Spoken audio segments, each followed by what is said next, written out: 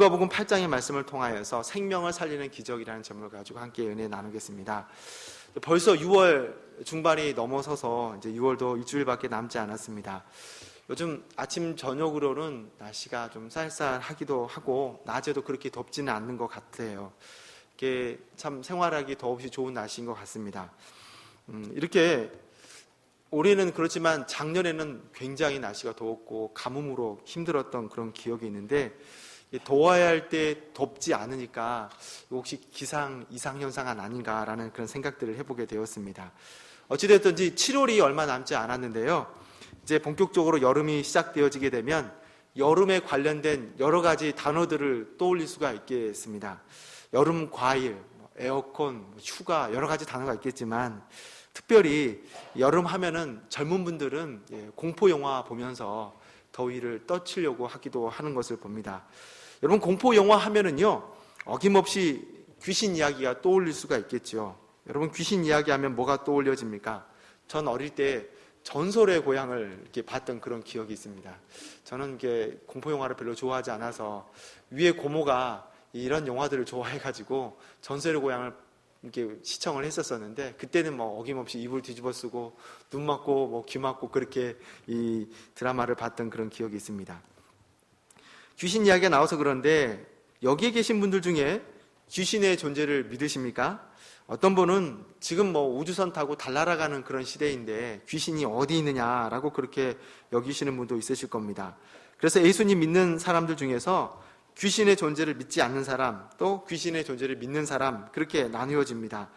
그런데 귀신은 분명 존재한다는 거예요. 귀신의 존재에 대해서 분명 성경이 말씀하고 있고, 오늘 우리가 사는 이 시대를 돌아보게 되어지면 참 악한 영의 역사를 이야기하지 않을 수가 없다는 거죠. 요즘 들려오는 소식들을 듣게 되어지면 저 사람이 과연 온전한 정신으로 저랬을까라고 하는 그런 일들이 그렇게 심심치 않게 뉴스에 소개되어지는 것을 봅니다.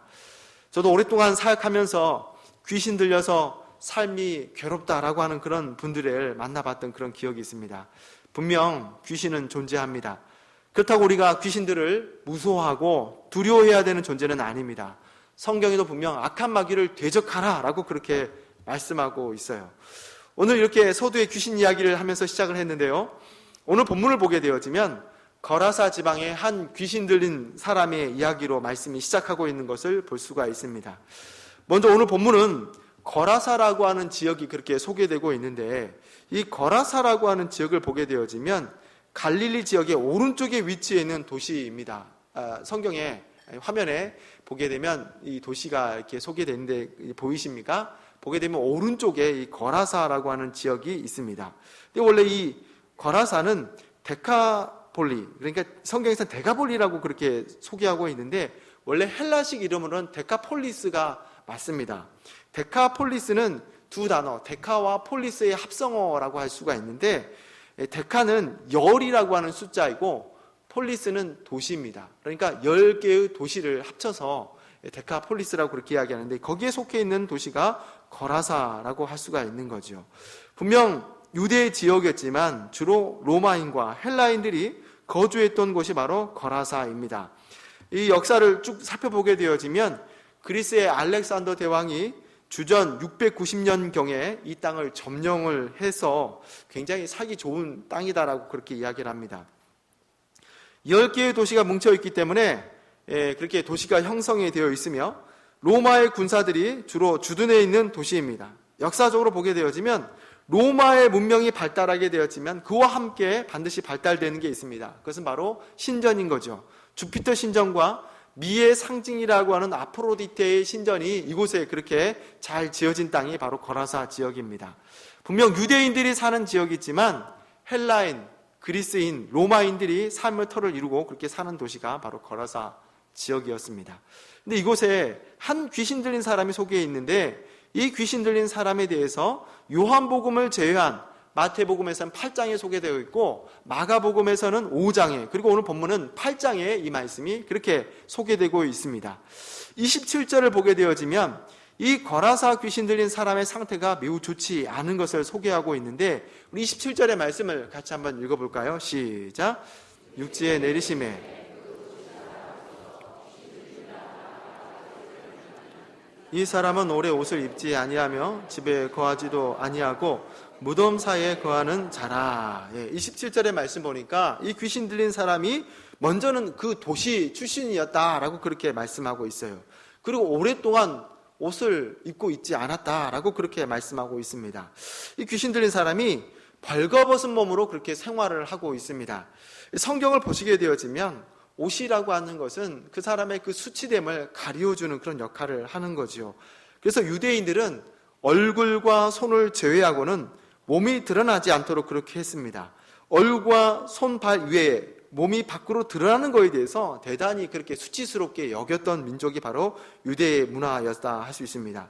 창세기도 보게 되어지면 아담과 하와가 범죄한 직후에 자신의 그 벗은 몸을 알고 수치스러웠다라고 그렇게 말씀하고 있습니다. 그래서 무화과 잎으로 자신의 그 수치됨을 가리웠다라고 그렇게 말씀하고 있고, 이런 인류에 대해서 하나님께서 짐승의 가죽으로 아담과 하와의 그 수치됨을 가리워 주었습니다. 그런데 오늘 본문에 귀신 들린 사람은 오랫동안 그 어느 것 하나 잊지 않고 그렇게 생활했다라고 그렇게 말씀하고 있어요. 뿐만 아니라 집에 거할 수도 없었고 무덤 사이에 머물렀다라고 그렇게 말씀하고 있습니다. 여기서 무덤 사이에 머물렀다라고 말씀하고 있는데, 이 무덤을 우리나라식으로 생각하게 되어지면 어떻게 무덤에서 그렇게 생활할 수 있을까라고 그렇게 여길 수 있습니다.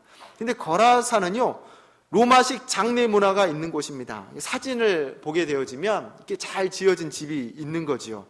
그리고 이 집 아래에 사람을 그렇게 매장하게 되었는데 로마의 부유층의 묘가 이렇게 생겼습니다. 그래서 거라사 대부분은 이렇게 잘 지어진 집 가운데에 묘가 그렇게 위치해 있는 겁니다. 그리고 이곳에 제의를 치르게 되어지면 각종 음식이 있었기 때문에 아마 이 귀신 들린 사람이 그 음식을 먹고 생활하지 않았을까 그렇게 여길 수 있습니다. 이렇게 옷을 입지 못하고 집에서 거주하지 못하고 무덤 사이에서 생활하는 이 귀신 들린 사람, 더 추가적으로 이 귀신 들린 사람이 참으로 심각했다라고 하는 것을 확인할 수 있는 것이 30절의 말씀인데요. 우리 30절의 말씀 같이 한번 또 읽겠습니다. 시작. 예수께서 물으신즉 가로되 군대라 하니 이는 많은 귀신이 들렸음이니라. 주님께서 이 귀신에게 내 이름이 뭐냐라고 그렇게 물어보니까 이 귀신 들린 사람이 군대다라고 그렇게 대답하고 있어요. 원어에 보게 되어지면 이 군대라고 하는 단어에 레기온이라고 하는 단어를 사용하고 있습니다. 레기온이라고 하는 단어는 로마의 한 군단을 의미하는 단어입니다. 한 군단은 대개 한 6천 명 정도 그렇게 6천 명 정도의 숫자가 바로 한 레기온이라고 그렇게 이야기할 수가 있어요. 그렇습니다. 한 군단이나 되는 귀신들이 이 거라사 도시에 살았던 남자를 그렇게 사로잡았는데, 이렇게 많은 귀신이 이 남자를 사로잡았기에 그런 집에서도 마을에서도 이 귀신 들린 사람은 어찌 해볼 수가 없었습니다. 오늘 본문에 평행 본문이라고 할 수가 있는 마태복음 보게 되어지면 이 본문에서는 이 귀신 들린 사람이 그리로 지나다니는 사람들에게 해코지를 했다라고 그렇게 말씀하고 있어요. 그래서 이 귀신 들린 사람은 민폐인 거죠, 민폐. 가정에서도 마을에서도 이 사람을 상대할 수 있는 사람이 없을 뿐만 아니라 많은 사람들에게 해를 끼치는 그런 사람이었습니다. 거라사 귀신 들린 사람은 그렇게 많은 귀신에 붙잡혀 있었기에 온전한 정신으로 살 수가 없었습니다. 그렇게 실오라기 하나 거칠 수가 없었고, 마을에 이 귀신 들린 남자를 붙잡아서 쇠사슬로 쇠고랑으로 채워도 이것들을 다 끌어버리고 그렇게 도망쳐 나왔던 엄청난 힘을 가진 사람이었습니다. 귀신에 붙잡혀서 자신의 삶이 완전히 망가져버린 그 한 사람이 오늘 본문에 소개되고 있습니다. 저는 이 거라사 귀신 들린 사람을 보면서 오늘을 사는 현대인들을 생각해 보았습니다. 우리는 이 시대의 문명 참으로 화려한 시대입니다. 오늘 본문의 거라사와 같이 데카폴리스 10개의 큰 도시 속에 그 화려한 문명 속에 살았던 사람들처럼 우리도 그렇게 이 땅을 그렇게 살고 있습니다. 혹시 우리 중에 무슨 말이냐, 나는 화려한 삶을 살고 있지 않는데 라고 그렇게 여기실지 모르겠어요. 근데 우리는요, 아무리 부인하려고 해도 지구의 역사상 가장 좋은 문명, 최고의 문명 아래서 저와 여러분이 분명 살고 있습니다. 그래서 어떤 분이 말하기를, 오늘날 이 현대인들이 누리는 그런 문화에 대해서 과거 100년 전, 200년 전에 집안에 몸종 10명에서 15명 정도 그렇게 두고 사는 사람의 혜택을 보고 있다라고 그렇게 얘기를 합니다. 실제로 그렇습니다. 지금이야 가스레인지에 불 붙이는데 5초도 안 걸립니다. 탁 해서 탁탁탁탁 하면은 불이 확 이렇게 올라옵니다. 과거 조선시대는 어땠습니까? 안악들이 불을 꺼트리면은요, 이거 쫓겨날 제목 되지 않았습니까? 혹시 또 불이 꺼트리게 되어지면 불을 지피는데 얼마나 많은 노력이 필요합니까? TV 프로그램에 보니까 정글의 법칙이라고 하는 그런 프로그램에 보니까 불 한번 지피려고 한나절을 이렇게 소요하는 그런 모습들도 이렇게 보게 되었습니다. 또 그렇게 불을 떼기 위해서는 산에 가서 나무를 해와야 되는 거예요. 그 나무를 해오는 노동력도 여러분 결코 무시하지 못하는 거지요. 또 여러분 빨래를 빨려고 해도 어떻습니까? 마을에 물이 없으면 이렇게 또 재를 하나 넘어가서 물동이에 그렇게 물을 받아서 또 다시 재를 넘어와야 되는 그런 시대를 우리가 살았다는 겁니다. 근데 오늘날 어떻습니까? 집집마다 수소시설이 잘 되어 있어서 수도꼭지만 틀면 끝없이 물이 이렇게 쏟아져 나오는 것을 볼 수가 있겠지요. 또 단추 하나 띡 하고 누르면은 세탁기가 빨래까지 다 해주는 그런 시대를 저와 여러분이 살고 있습니다. 요즘 우리가 누리는 통신시설은 얼마나 또 잘 되어 있습니까? 요즘 전화 한 통하면은 끝인 거지요. 근데 전화가 나오기 전에 10일도 좋고 20일도 좋고 편지 하나 들고 산 넘고 산을 넘어서 그렇게 편지를 전달해야 되는 그런 시대도 있었습니다. 교통도 참 잘 발달이 되어 있지요. 지금은 하루 만에 세계 어디든지 갑니다. 아침은 일본에 가서 먹고, 점심은 중국에 가서 먹고, 저녁은 대만에 가서 먹고, 돈만 있으면 그렇게 이런 삶을 살 수가 있습니다. 근데 과거에 교통이 발달되지 않았으면 한양에 과거 시험만 보러 간다 해도 한 달 넘게 걸리지 않았겠습니까? 우리가 의식하지 못해서 그렇지 우리가 지금 누리고 있는 이 삶이라고 하는 것은 과거에 비해서 참으로 엄청난 부유한 가운데 우리가 살고 있습니다. 근데 이렇게 부유한 삶 속에서 저와 여러분 가운데 들려오는 소식이 어떠냐라는 거죠. 요즘 휴대폰 하나로 우리나라뿐만 아니라 전 세계의 방방곡곡 소식을 전해 듣게 됩니다. 미국, 중국, 이탈리아 그렇게 실시간으로 소식을 그렇게 듣게 됩니다. 이렇게 들려오는 소식들은요, 오늘 거라사 광인 6천의 귀신들이 들어와서 수도 없이 사망의 소식을 그렇게 전하는 것처럼 오늘 우리도 들려오는 소식들이 죽음의 소식들이 그렇게 끊임없이 들려오는 것을 보게 됩니다. 누가 누구를 죽였더라, 왜 죽였더라, 언제 죽였더라, 어떻게 죽였더라, 죽였더라 라는 그런 소식들로 끊어지지 않는 것을 보게 됩니다. 또 그렇게 죽였더라만 만족하지 않고 TV를 보면 재원하면서까지 그렇게 그런 소식들을 우리의 오감을 자극하는 것을 볼 수가 있어요. 이런 소식들이 결코 우리 영혼에게는 도움이 되지 않습니다. 분명 영혼 깊이 박히는 상처가 되어주는 줄로 압니다. 그러므로 이런 소식들은 하루도 멀지 않고 날마다 사망의 소식, 죽음의 소식으로 그렇게 전해지는 것을 볼 수가 있어요. 저는 이렇게 들려오는 소식들 들으면서 오늘 우리가 사는 이 시대가 마치 거대한 무덤과 같다는 생각을 해보게 됩니다. 끊임없이 죽고 죽어야 하는 사망의 법이 지배하는 그런 무덤과 같다라는 생각을 해보게 됩니다. 오늘 거라사 지방 그 속에 무덤과 같이 새로운 사람이 죽어 묻혀지는 무덤과 비슷한 모습을 갖고 있습니다. 그리고 그 안에 갇혀서 살고 있는 귀신 들린 사람은 자기 정신으로 살지 못하고 있습니다. 귀신에 이끌려서 귀신에 의한 삶을 살고 있습니다. 몇 년 전부터서 우리 문화 사이에 깊이 자리 잡고 있는 문화가 있어요. 바로 좀비 문화입니다. 좀비. 이 좀비 문화에 대해서 들어보신 적 있습니까? 이 좀비라고 하는 문화가 전 세계적으로 그렇게 일어나고 있어요. 좀비 영화, 좀비 게임, 좀비 축제도 그렇게 일어나고 있는데 우리나라 대형 놀이동산들 보게 되어지만 이런 좀비 축제들을 그렇게 1년에 한 번씩은 꼭 합니다. 한번 좀비 사진, 이 좀비를 또 제가 물어보니까 모르신 분들이 계시더라고요. 그래서 이 사진 보시면은 넘어가겠습니다. 별로 그렇게 좋은 사진이 아니기 때문에 넘겨주십시오. 이 좀비에 대해서 자료를 찾아보니까요, 좀비라고 하는 것이 부두교에서 나왔습니다.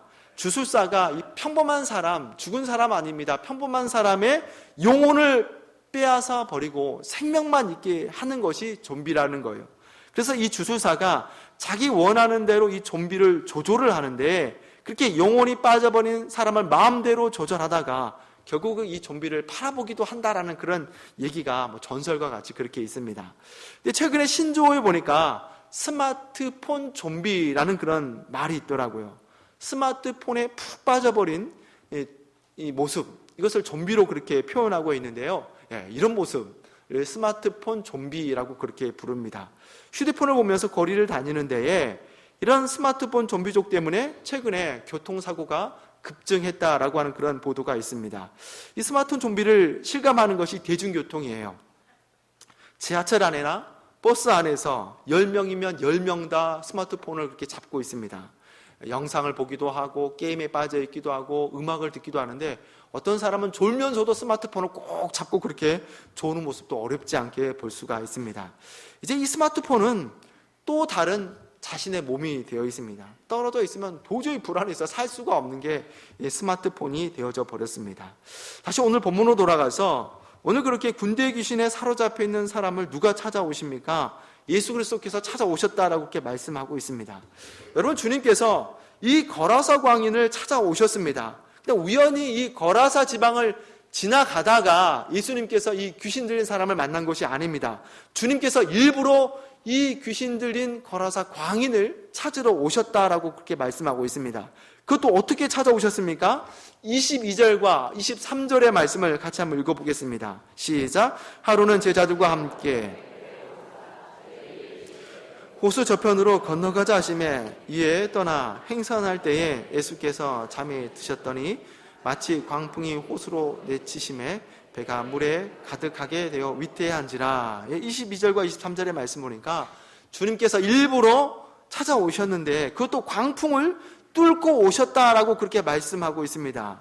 본문은 광풍이라고 말씀하고 있는데 미치도록 거대한 풍랑을 이렇게 맞아가면서 귀신 들려서 실오라기 하나 걸치지 못하고 집에 거하지 못하고 무덤에 살아야 하는 그 귀신 들린 한 사람을 위해서 오늘 주님께서 찾아오셨다 말씀하고 있습니다. 저는 이렇게 광인을 찾아오신 그 주님이 단지 이 사람만을 찾아오신 것이 아닌 줄로 믿습니다. 오늘 주님께서 그렇게 저와 여러분을 위해서 찾아오신 분이신 줄로 믿습니다. 그 주님께서 죽음의 고난을 마다하시지 않으시고 죽음의 십자가를 마다하지 않으시고 기꺼이 내가 죽으시겠다 하시고 오늘 이 땅 가운데 저와 여러분을 위해서 오신 줄로 믿습니다. 여러분, 오늘 누가복음 8장은 예수님의 중간기입니다. 예수님의 중간기라고 한다면은 예수님께서 참 많은 사역을 감당한 기간이 바로 중간기라고 할 수가 있습니다. 많은 사람들을 가르치시고 고치시고 먹이시고 수많은 사람들로 인하여서 참으로 피곤한 그 사역을 감당하는 그 기간이 바로 예수님의 중간기라고 할 수가 있어요. 요한복음에 보니까 4장에서 수가성에서 한 여인을 만나게 되어지는 그 장면이 소개되어지는데 이 장면은 예수님의 육체적 상태를 일부러 소개하는 그런 모습을 볼 수 있습니다. 4장 6절의 말씀 한번 같이 읽어보겠습니다. 시작. 거기 또 예수께서 행로에 권하여 우물 곁에 그대로 앉으시니 때가 제 6시쯤 되었더라. 이 말씀에 행로에 권하여라고 그렇게 말씀하고 있는데 이 말씀을 현대의 성경으로 찾아보니까 여행으로 피곤하여라고 그렇게 해석하고 있습니다. 주님께서 하나님의 아들이시니까 체력이 강철이 아니었다라고 하는 거예요. 지극히 인간의 몸을 입고 오셨기 때문에 피곤할 때 피노하고 슬플 때 우시고 민족을 위해서 가슴 아파하셨던 지극히 인간의 모습을 가지고 있으신 분이 바로 예수님이셨습니다. 그 주님께서 거라사 광인을 일부러 만나기 위해서 거친 광풍을 헤치고 오셨습니다. 어떻게 보면 왜 그렇게 오셨을까라는 그런 질문을 할 수가 있지요. 왜 이런 사람을 위해서 주님께서 시간을 허비하셨지라는 그런 생각을 할 수가 있습니다. 도대체 이 사람이 무엇이기에 그 바쁜 시간을 내어서 일부러 그것도 광풍을 맞아가면서 이 귀신 들린 사람을 만나셨을까라는 그런 생각을 해볼 수가 있습니다. 근데 예수님은 이 귀신 들린 사람에게 투자하는 그 투자가 단지 시간에 그치지 않는 것을 우리 본문을 통해서 살펴볼 수가 있습니다. 먼저 이 본문을 다시 보게 되어지면 예수님께서 이 귀신을 아는 척 했던 것이 아니에요. 먼저 예수님께서 이 귀신을 아는 척 한 것이 아니라 귀신이 먼저 예수님을 아는 척 했습니다. 28절의 말씀 한번 볼까요? 시작. 예수를 보고 부르짖으며 큰 소리를 불러 가로되 지극히 높으신 하나님의 아들 예수여 나와 당신과 무슨 상관이 있나이까 당신께 구하노니 나를 괴롭게 마옵소서 하니. 여러분, 이 본문을 보게 되어지면 귀신이 먼저 예수님을 알아보고 예수님께 나오고 있는 것을 그렇게 소개하고 있어요. 근데 이 귀신을 알아보는 것이 어떤 암인지를 우리가 알아봐야 합니다. 귀신이 예수님을 알아보는 모습은 여러분 지적인 암입니까? 관계적인 암입니까? 귀신은 말 그대로 귀신처럼 알아봤습니다. 분명 영적인 존재인 귀신들은 예수님께서 하나님의 아들이심을 알고 고백하는데 그 고백은 귀신 자신과 전혀 상관이 없는 그저 지적인 고백에 불과할 뿐입니다. 예수님의 구원의 소식과 관계가 있는 것이 아닙니다. 예수님의 하나님의 나라의 가르침과 상관이 없고 자신의 알무로 자신이 앞으로 이루실 구원의 사역과 전혀 상관이 없는 단순히 지적인 알에 불과합니다. 그저 앞으로 자신을 저 깊은 무저갱에 몰아넣게 될 하나님의 아들로만 그렇게 알고 있는 고백을 하고 있습니다. 우리 귀신의 고백을 보면서 알기는 귀신같이 하는데 그냥 아는 고백이 되어지면 안 된다는 것을 한번 이야기할 수가 있겠지요. 야고보서 2장 19절의 말씀을 보니까 내가 하나님은 한 분인 줄 믿느냐 잘하는도다 귀신도 믿고 떠드느니라 라고 그렇게 말씀하고 있어요. 그럼 야고보도 그와 같은 고백을 합니다. 귀신들도 알기는 잘한다라고 그렇게 말씀합니다. 귀신들의 그 알미, 관계의 알미 아니라 단지 지적인 알미에 그치는 나의 구원의 삶과는 전혀 상관없는 그 알미다라고 그렇게 고백하고 있습니다.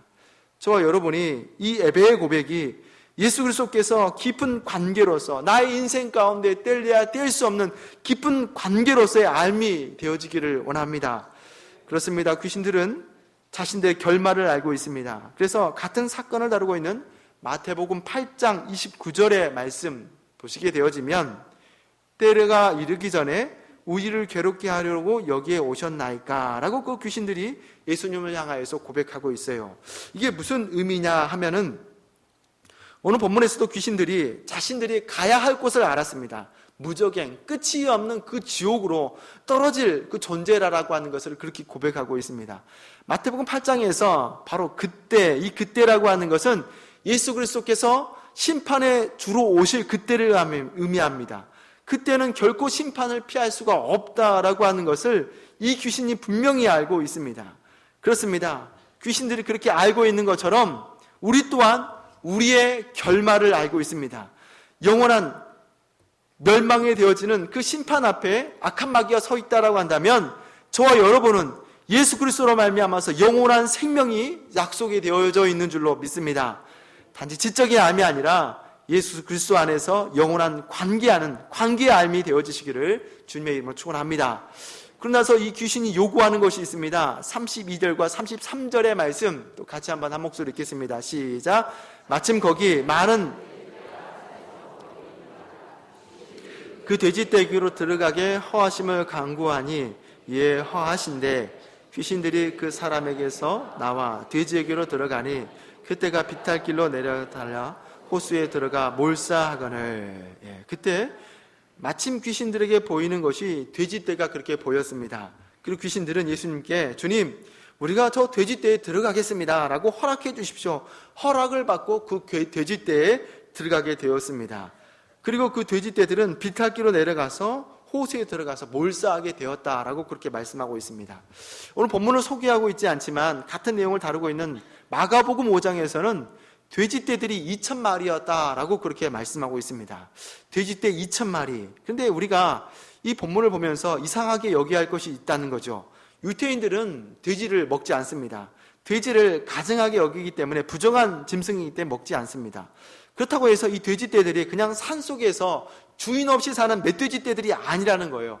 34절의 말씀 보니까 돼지떼를 쳤던 사람이 있음을 그렇게 말씀하고 있습니다. 그러니까 이 돼지떼들이 어떤 이들이 이 돼지들을 사육하고 있다라고 하는 것이죠.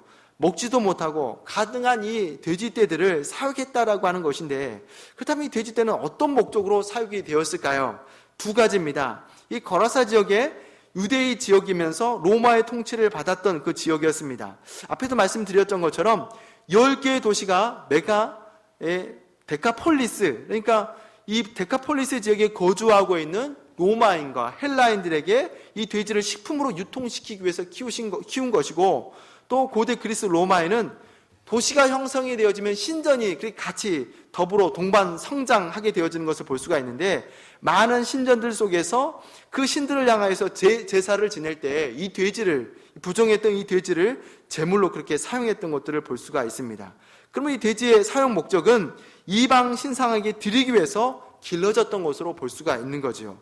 근데 이 부정한 돼지를 사육했던 사람은 유대인이었을 거로 추정할 수 있습니다. 분명 유대인들이 부정한 동물인 줄 알면서도 그렇게 사육하게 되어지는 이유가 무엇이겠습니까? 다른 목적이 아니라는 거예요. 단지 돈을 벌기 위해서 부정한 짐승되어지는 돼지를 그렇게 사육하게 되었습니다.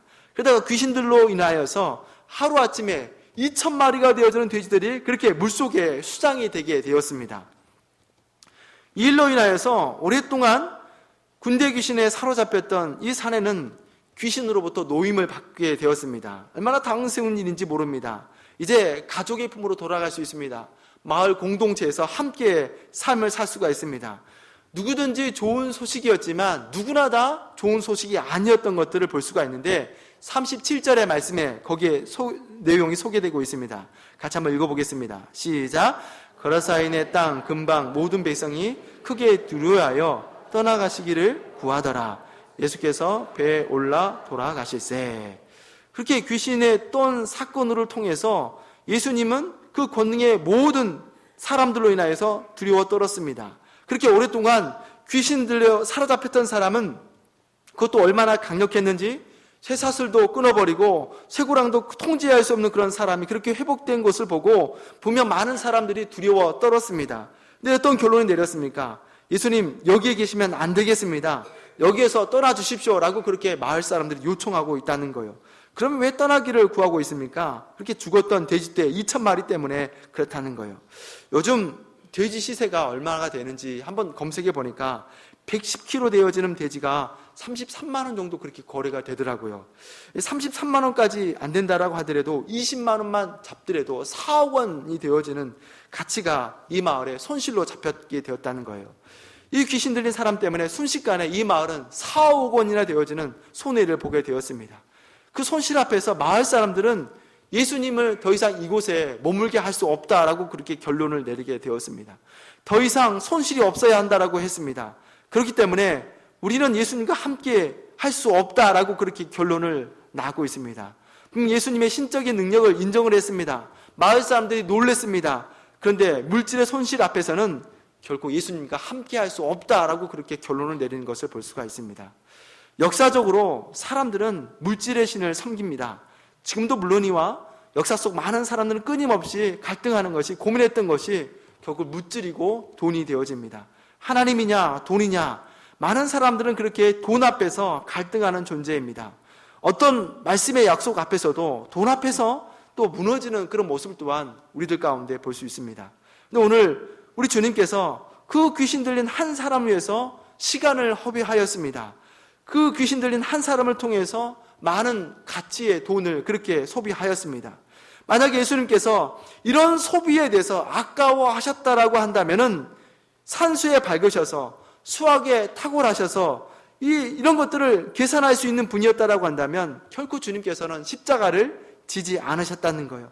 왜 내가 저 죄인들을 위해서 죽어야 해? 하지 않으셨습니다. 그럼 주님께서는 어느 찬양의 고백과 같이 사랑의 눈먼 분이시기 때문에 오늘 나를 위하여 그 십자가의 고난을 마다하시지 않으신 줄로 믿습니다. 그 죽음을 기꺼이 감당하신 줄로 압니다. 제가 지지난주에 장례를 마치고 오전 10시쯤에 교회로 돌아왔습니다. 장례를 마치고 교육관으로 들어가려고 하는데 어떤 낯선 분이 교육관 앞으로 성큼성큼 걸어오셨습니다. 그리고 저를 보고 교회가 뭐 하는 겁니까? 라고 그렇게 묻습니다. 제가 잘못 들은 줄 알고 그분을 그렇게 응시했더니 이분이 좀 더 저에게 가까이 오더니 오늘날 교회가 뭐 하는 겁니까? 라고 그렇게 저를 보고 한 번 더 말씀을 하시더라고요. 근데 제가 계단 위에 있었는데 그게 좀 마음에 안 들었는지 이리로 내려오십시오 라고 그렇게 하시더라고요. 그래서 가까이 가보니까 이분이 한 번 더 저에게 도대체 오늘날 교회가 뭐 하는 겁니까? 라고 그렇게 말씀하시는데 가까이 가니까 술 냄새가 오전부터 저렇게 확 이렇게 풍겨 오시더라고요. 그래서 그 말을 듣고 혹시 식사하셨어요? 라고 그렇게 물었습니다. 이분이 뭐 그건 상관이 없고 오늘날 교회가 뭐 하는 겁니까? 라고 그렇게 재차 다시 또 한번 저에게 묻습니다. 그래서 제가 선생님 참으로 어려운 질문을 저에게 하십니다 라고 그렇게 말했습니다. 그러면 제가 가르쳐 주겠습니다 하고 그때부터 말을 시작하는데 앞뒤 말이 맞지 않아요. 행설수설, 이렇게 술 드신 분들이 그렇지 않습니까? 행설수설 계속 그렇게 하시는 거예요. 그래서 제가 그 말을 자르고 선생님 식사하셨어요? 그러니까 안 왔다고 하시더라고요. 그럼 저와 같이 식사하러 가십시다 하고 교회 앞에 있는 그 식당으로 모시고 갔습니다. 식당 앞에 들어가서 혹시 식사 되나요? 라고 물어보니까 아직 밥이 준비가 되지 않았습니다 라고 그렇게 말을 하더라고요. 그 말을 들었던지 그 두 분이 에이 저 그냥 가겠습니다 하고 그렇게 시내 쪽으로 발걸음을 오르신 그런 기억이 있습니다. 분명 오늘날 수많은 악한 영에 이끌리는 사람들이 많은 줄로 압니다. 돈의 노예가 된 사람, 향락의 노예가 된 사람, 술의 노예가 된 사람, 오늘 우리 주님께서는 분명 그 모든 결박을 푸시기에 오신 분이십니다. 저와 여러분께 예수 그리스도께서 기적이 되시는 분이신 줄로 믿습니다. 예수 그리스도로 말미암아서 이 세상 가운데 주님의 희망이 되시는 은혜가 저와 여러분 가운데 있기를 원합니다. 주 예수 그리스도로 말미암아서 더욱 진한 향기를 품어내실 수 있는 저와 여러분이 되시기를 주님의 이름으로 축원합니다. 기도하겠습니다.